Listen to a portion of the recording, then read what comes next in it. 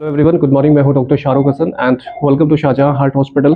देखिए, आज मैं आपको बताऊंगा कि हेमरेजिक स्ट्रोक जो है वो कैसे हो जाता है और क्यों हो जाता है। बाबा जी ऑलमोस्ट 70 इयर्स के मेल पेशेंट हैं। कल यहाँ पर ये एडमिट हुए और बहुत ज़्यादा शूटेड ब्लड प्रेशर इनका था। इनका ब्लड प्रेशर सिस्टोलिक जो है 200 और डायस्टोलिक 120। आप समझ सकते हैं कि इतना ज़्यादा रेस्ड बीपी था। पहले से भी ये डायग्नोस्ड है हाइपरटेंशन के लिए, लेकिन कई बार लोग क्या करते हैं कि मेडिसिन प्रॉपर्ली नहीं लेते हैं और बीपी उनका कई बार बहुत शूट कर जाता है। इनके केस में यही चीज़ हुई और इसलिए कल इस हॉस्पिटल भी एडमिट हुए। देखिए, जब ब्लड प्रेशर आपका बहुत ज़्यादा शूट कर जाता है तो ब्रेन की आर्टरीज जो है वो डिज़ाइंड नहीं है इतने ज़्यादा रेज्ड प्रेशर को टॉलरेट करने के लिए, और इसीलिए जो पतली पतली ब्रेन के अंदर आर्टरीज हैं वो रप्चर कर जाती हैं और ब्लीडिंग होने लगता है, जिसको हम लोग हेमरेज कहते हैं।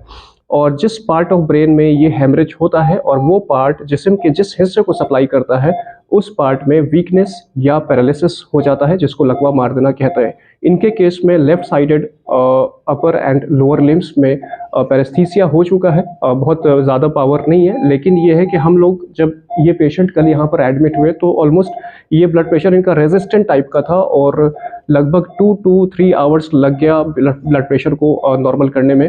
लेकिन कल से अभी तक हम लोगों ने बीपी को सेटल कर दिया है। बीपी बिल्कुल इनका हुआ है और उसमें हेमरेजिक स्ट्रोक जो है वो डायग्नोस्ड है।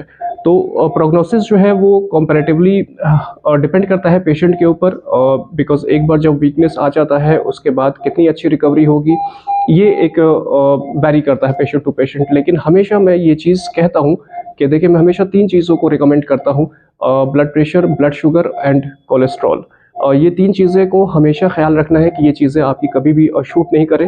अगर बीपी बढ़ेगा तो हेमरेज होने के चांसेस है, अगर कोलेस्ट्रॉल रेस्ट कर जाएगा तो हार्ट अटैक के चांसेस है, जिसको कई वीडियोस मैंने एक्सप्लेन किया है, और शुगर अगर बढ़ता है तो मल्टी ऑर्गन डैमेज होता है। तो हाँ चाचा जी, एक मिनट आप रिलैक्स रहिए।